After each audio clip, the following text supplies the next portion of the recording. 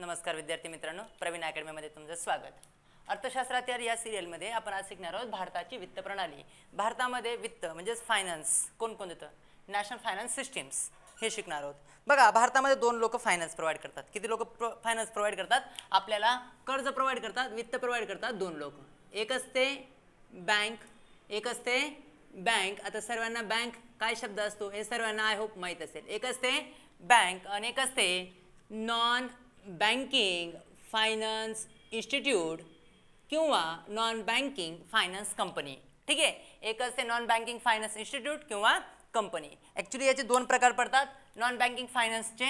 एक असते all India finance institute. एक काय असते all India finance institute.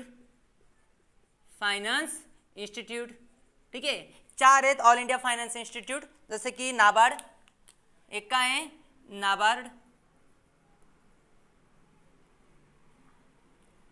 NABARD.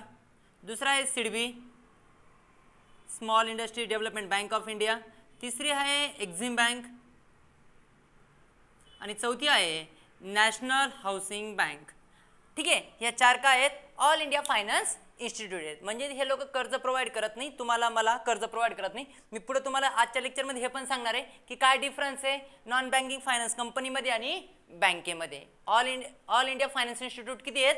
चार आहेत. आणि एक असते नॉन बँकिंग फायनान्स इन्स्टिट्यूट, एक असते नॉन बँकिंग फायनान्स कंपनी. एक काय असते non banking finance company. For example non banking finance company म्हणाल तर एखादं मणिपुरम गोल्ड लोन. ठीक आहे, या इतर finance company, private finance company खूप असतील. बघा बँक, आता बँक किती आहेत? दोन प्रकारची बँक असते. किती प्रकारची बँक असते? दोन प्रकारची. एक असते व्यापारी बँक, एक असते व्यापारी बँक. मी इथे लिहितो व्यापारी बँक. एक असते व्यापारी बँक आणि एक असते सहकारी बँक. एक काय असते सहकारी बँक. आपण पुढे हे पण डिस्कस करणार आहोत की व्यापारी बँक आणि सहकारी बँकेमध्ये काय डिफरन्स आहे. पण सध्या लक्षात ठेवा, एक असते व्यापारी बँक, एक असते व्यापारी बँक आणि एक काय असते सहकारी बँक. सहकारी बँक माहीत असतील की एक राज्य सरकारची स्वतःची सहकारी बँक असते. म्हणजेच जसे की राज्य सहकारी बँक, प्रत्येक राज्याची स्वतःची काय असते एक सहकारी बँक असते, राज्य सहकारी बँक. ठीक आहे, हिच्या अंडर कोण काम करतं? प्रत्येक जिल्ह्याची एक मध्यवर्ती सहकारी बँक. म्हणजे जसं की नाशिक जिल्ह्यामध्ये काय आहे, नाशिक जिल्हा मध्यवर्ती सहकारी बँक NDCC, बरोबर आहे. प्रत्येक जिल्ह्यामध्ये एक जिल्हा सहकारी बँक असते. हे जिल्हा स्तरावर, हे कोणत्या स्तरावर चालतं जनरली? जिल्हा स्तरावर. हे संपूर्ण भारतीय स्तरावर म्हणजे संपूर्ण राज्य स्तरावर. आणि गावांमध्ये काय असते सोसायटी. गावांमध्ये वेगवेगळ्या नावाने पण ओळखलं जातं सोसायटी. जसं की महाराष्ट्रात आपण त्याला सोसायटी म्हणतो, बरोबर आहे. प्रत्येक गावामध्ये एक सोसायटी असते. सोसायटीवरचं नियंत्रण कोणाचं? त्या जिल्ह्याच्या मध्यवर्ती सहकारी बँकेचं आणि त्याच्यानंतर राज्य सहकारी बँक. आणि याचं नियंत्रण कोणाचं? या तिघांवर नियंत्रण कोणाचं असतं? नाबार्डचं. या तिघांवर नियंत्रण कोणाचं असतं? नाबार्डचं. ठीक आहे, म्हणजे नाबार्डवरती. त्याच्यानंतर प्रत्येक राज्याची सहकारी बँक, राज्य सहकारी बँक. नंतर राज्य सहकारी बँकच्या अंडर कोण चालणार? जिल्हा मध्यवर्ती सहकारी बँक आणि त्याच्या अंडर कोण चालणार? सोसायट्या चालणार. हा एक प्रकार सहकारी बँकांचा झाला. व्यापारी बँका, आता व्यापारी बँक म्हणजे व्यावसायिक बँका, व्यापारी बँका. त्यांचा उद्देशच असेल काय कमवणं? नफा कमवणं. व्यापारी बँकांचे दोन प्रकार पडतात. व्यापारी बँकांचे किती प्रकार पडतात? दोन. एक असते विदेशी, एक असतात विदेशी व्यापारी बँका आणि एक काय असणार? देशी व्यापारी बँका. ठीक आहे, एक असतात विदेशी व्यापारी बँका आणि एक असतात देशी व्यापारी बँका. आता देशी जे व्यापारी बँका असतील याचे पण दोन प्रकार पडतात. एक असते सरकारी, सहकारीने सांगते मी. काय सांगतो? सरकारी म्हणजे जिचा मालक कोण आहे? सरकार स्वतः आहे, गव्हर्नमेंट आहे. सहकार, विना सहकार नाही उद्धार, बरोबर आहे. म्हणजे असंख्य लोक एकत्र येतात, सेम पर्पज असतो, सेम इकॉनॉमिकल कंडिशन असते. खूप काही डिफरन्स आहे सहकारमध्ये. ठीक आहे, ही काय असते? एक सरकारी बँक. सरकारी बँक म्हणाल जसे की SBI, एक काय असते सरकारी बँक आहे, बरोबर आहे. बँक ऑफ महाराष्ट्र असेल, पंजाब नॅशनल बँक असेल. सध्या पंजाब नॅशनल बँकचं नाव घेणं चुकीचं आहे, पण ते स्टील पंजाब नॅशनल बँक असेल. हे सर्व काय आहेत? सरकारी बँक आहेत. आणि एक असते खाजगी बँक. एक काय असते? खाजगी बँक. ठीक आहे, म्हणजे ज्याच्यावर कोण मालक नसतं? सरकार मालक नसतो. जनरली भारतामध्ये हे तुम्हाला बँकिंग स्ट्रक्चर सापडेल. जनरली भारतामध्ये काय सापडेल? Banking structure. वित्त लोक दोनच लोक प्रोव्हाइड करतात. एक असते ऑल इंडिया फायनान्स इन्स्टिट्यूट, म्हणजे चार आहेत, नाबार्ड, सिडबी, एक्झिम आणि नॅशनल हाऊसिंग बँक. एक विषयी आपण हे पण डिटेल बघणार आहोत. एक असते नॉन बँकिंग फायनान्स कंपनी, जसे की मणिपुरम गोल्ड लोन असेल, मुथ्थू फायनान्स असतील, डिफरंट फायनान्स कंपन्या. ठीक आहे, बँकेचे दोन प्रकार पडतात, एक सहकारी बँक आणि एक व्यापारी बँक. सहकारी बँकेचा क्रम कसा चालतो, सर्वात वरती काय असते, सर्वात बॉस काय असते सहकारी बँकेचा, नाबार्ड. त्यांच्या अंडर काय चालणार, प्रत्येक राज्याची एक सहकारी बँक म्हणजे राज्य सहकारी बँक, जशी महाराष्ट्र राज्याची एक सहकारी बँक असेल त्याच्या अंडर काय चालणार, प्रत्येक जिल्ह्याची एक मध्यवर्ती सहकारी बँक, नाशिक जिल्हा मध्यवर्ती सहकारी बँक NDCC.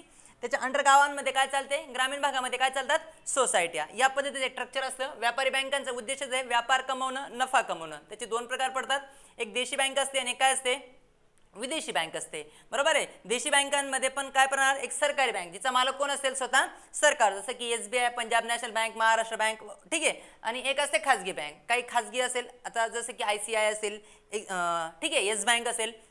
या पद्धतीने ICIचा काही वाटा गव्हर्नमेंटचा आहे, पण देन स्टील येस बँक असेल, ह्या काय आहेत, खाजगी तत्वावर चालणाऱ्या बँक आहेत. सो भारतामध्ये हे एक फायनान्स कंपनी, भारतातील वित्त प्रणाली संदर्भात हा एक चार्ट आहे. हा चार्ट लिहून काढायचा, पाठ करायचा.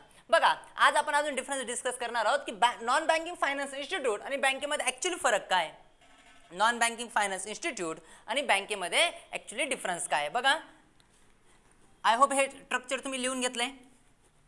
आता बघा, डिस्कस करू की डिफरन्स काय कशा कशामध्ये, बँकेमध्ये आणि नॉन बँकिंग फायनान्स इन्स्टिट्यूटमध्ये डिफरन्स काय हे डिस्कस करणार आहोत आपण. ठीक आहे, आय होप तुम्हाला इथपर्यंत समजलं. मग एक असते बँक, एक काय असते बँक, आणि एक असते नॉन बँकिंग फायनान्स इन्स्टिट्यूट या कंपनी. ठीक आहे, नॉन बँकिंग फायनान्स इन्स्टिट्यूट. बघा, आता बँक स्थापन करायची असेल, स्थापना करायची असेल तर कोणत्या कायद्यानुसार करावी लागते, स्थापना करायची असेल तर स्थापना करायची असेल तर काय करावं लागेल, बँकिंग रेग्युलेटिंग ॲक्टनुसार स्थापना करावी लागते. कशानुसार करावं लागते, बँकिंग रेग्युलेटिंग ॲक्टनुसार काय करावे लागते, स्थापना करावी लागते. आणि जर नॉन बँकिंग फायनान्स इन्स्टिट्यूट स्थापन करायचे असेल तर कंपनी ॲक्टनुसार काय करावं लागतं, स्थापना करावी लागते. कशानुसार करावी लागते, कंपनी ॲक्टनुसार. बँकेत दोन प्रकारचे लोक पैसे भरतात. बँकेत ॲक्च्युली जगामध्ये दोन प्रकारचे लोक पैसे भरतात. काही लोकांना, सपोज ही एक बँक आहे, ही एक बँक आहे, बँकेत पैसा भरायचा आहे. बँकेत दोन प्रकारचे लोक पैसे भरतात. काही लोकांना टाइम महत्त्वाचा असतो, काही लोकांना काय महत्त्वाचे असते, डिमांड महत्त्वाची असते. बरोबर आहे. एक काही लोकांना टाइम महत्त्वाचा असतो आणि काही लोकांना काय महत्त्वाचे असते, डिमांड. डिमांडचं सूत्र लक्षात ठेवणं अतिशय सोपं आहे. कासा दिदीचा कासा, दिदीचा कासा, हे सर्व डिमांड लायबिलिटी आहेत. दिदीचा कासा म्हणजेच डिमांड ड्राफ्ट, करंट अकाउंट आणि सेव्हिंग अकाउंट. आणि टाइम लायबिलिटीचं सूत्र काय असेल, म्हणजे टाइम लायबिलिटी काय असेल, FD, विशिष्ट कालावधीतच येते. FDचे प्रकार पण आहेत. ठीक आहे, ते पण आपण डिस्कस करणार आहोत. FD, RD, normal, special FD आणि नॉर्मल FD. ठीक आहे, FD RD कशाचे उदाहरण जातात, टाईमचे. आणि DD कासा कशाचे उदाहरण जातात, डिमांडचे. मग बँकेमध्ये लोक दोघं पद्धतीचा पैसा भरतात, म्हणजेच RD FD पण करतील. म्हणजेच काय काय चालतात, टाइम पण चालतो आणि काय चालतो, डिमांड पण चालतो. काय चालतो, टाइम लायबिलिटी पण चालते आणि काय चालते, डिमांड लायबिलिटी पण चालते. मात्र नॉन बँकिंग फायनान्स इन्स्टिट्यूटमध्ये तुम्ही करंट अकाउंट ओपन करता येईल का, सेव्हिंग अकाउंट ओपन करता येईल का एखाद्या फायनान्स इन्स्टिट्यूटमध्ये, कंपनीमध्ये नाही. मात्र तुम्ही इथे FD करू शकता. तिथं काय करू शकतात, FD. म्हणजेच तिथं फक्त कोणता पैसा चालतो, टाईमचा. ठीक आहे, काय महत्त्वाचं असेल, टाईम महत्त्वाचा असेल. हा एक प्रकार झाला.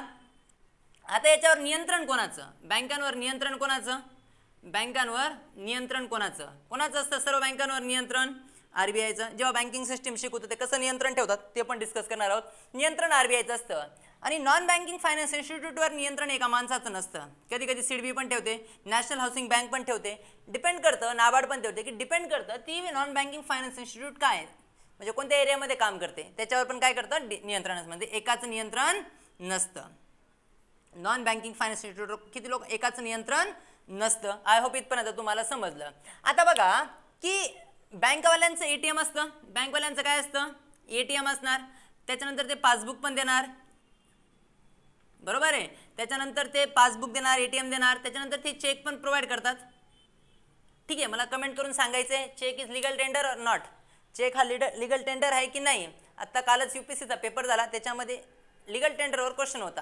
ठीक आहे, सो आय होप तुम्ही तो सॉल्व्ह केला असेल. बघा, चेक, पासबुक हे काय आहेत, लिगल टेंडर आहेत. तुम्हाला नॉन बँकिंग फायनान्स कंपनीचं कधी तुम्हाला ATM दिसेल का, नाही. ATM दिसणार नाही, चेक दिसणार नाहीत किंवा पासबुक दिसणार नाही. म्हणजे ह्या गोष्टी काय कोण प्रोव्हाइड करत नाही, लोक प्रोव्हाइड करत नाही. बघा, कर्जाचा अग्रगण्य क्रम तुम्ही शिकला असाल, माहीत असेल तर कमेंट करा मला. कर्जाचा अग्रगण्य क्रम काय असतो, कर्जाचा अग्रगण्य क्रम 40% आणि 32% कोणाला आवश्यक आहे, नॉन बँकेला आवश्यक आहे. म्हणजेच कर्जाचा अग्रगण्य